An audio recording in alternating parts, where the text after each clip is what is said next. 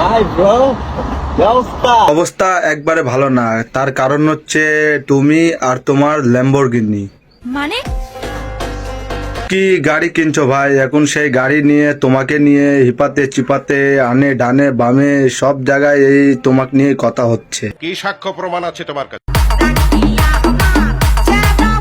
অপু ভাই, আপনার গাড়ির মধ্যে থাকা এই লোকটিকে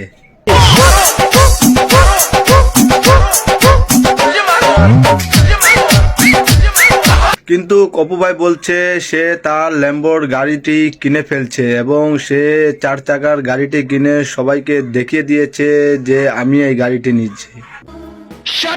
গাড়ি বাইর করছি, খুশি হয়েছেন? এবার শান্ত হয়েছেন আপনার? আবার গাড়িটি কিনে সবাইকে নাকি সে সান্ত্বনা দিচ্ছে।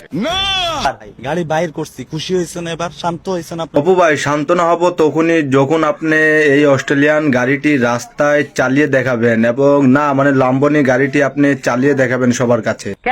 আর কিছু লাগবে ভাই? একটু আমারও বয় লাগবে, আমার বাপের জায়গা জমিন বেচে এবং একটা গাভিন কেনার দরকার। সেই গাভিনটির দাম কেমন পড়বে আপনার থেকে একটু জানতে যাচ্ছি।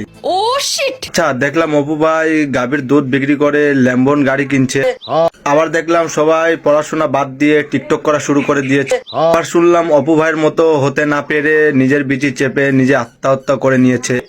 যদি তাই হয় তাহলে শুনেন, অপু ভাই গিয়েছিল গাড়ি মার্কেটে গাড়ি মুছার কাজে। গাড়ির শোরুমে মালিকে চলে গেছিল, আমারে বলছে ওয়াশ করার জন্য। তখন আপনি সুযোগে ভিডিও করে ফেলেছেন, সেটা আমরা জানি। অবশেষে সে যোন জায়গায় কাজ করত মালিকের হাত পা ধরে গাড়িটি রাস্তায় বের করে নিয়েছে।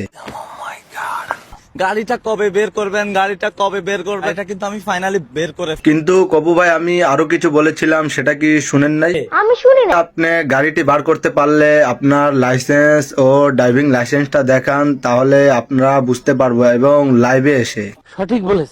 আমারে রোস্ট কইরা ফেলছেন, আমারে বলতেছেন যে আমি রেন্ট নিছি। অবশ্যই রেন্টে নিয়েছেন। কালকে শোরুমে যায় দেখলাম গাড়িটি এমন এবং শোরুম থেকে বাড়ানোর পর রাস্তায় দেখলাম গাড়িটি এমন। প্রথমে দেখলাম গাড়িতে স্টিকার, পরে দেখলাম গাড়িতে স্টিকার নেই।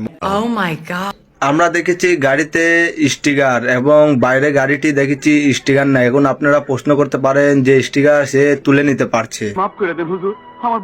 কিছু কিছু মানুষ ভাবতেছে আমরা খেলনা গাড়ি দিয়ে মজা করতেছি, কিন্তু ওরা ভুলেই গেছে দিস ইজ রিয়েল। আসলে আমরা চোখটি মঙ্গল গ্রহে রেখে আসেনি এবং আমরা দেখছি সেই গাড়িটি রিয়েল, কিন্তু এই রিয়েল গাড়িটির মালিককে। তেমন কিছু না গাইস, 2 চাকার উপরে বিশ্বাস নাই তো তাই 4 চাকা নিয়ে নিলাম ল্যাম্বরগিনি। তাই এক ব্যক্তিটি অপু ভাইয়ের নামে ল্যাম্বোর পাস করেছে এবং চিঠি লিখেছে, সেই চিঠিটি একটু দেখে আসি। মানুষকে বোঝাচ্ছে আসলে এর মাসিক বেতন বলতে গেলে 60 থেকে 70 হাজার বাংলাদেশি টাকা কামায়, আর কোনো কিছুই না। আসলে এবার বাকি অংশগুলা দেখে আছি। আমার লাস্ট একটা সম্বল ছিল, সত্যি কথা বলতে এটা আমার লাস্ট। এটার পরে আমার কাছে আর কোনো টাকা নেই। ভাই বলছে নাকি তাক নিয়ে মাথা ঘামানো ঠিক নাই, কিন্তু তাকে নিয়ে হাজার মানুষ ঘৃণা করে, কিন্তু সে নিজেকে ভাবছে যে সেলিব্রিটি, তাকে মাথা ঘামানো ঠিক না। সে মিথ্যা কথা বলবে কেন?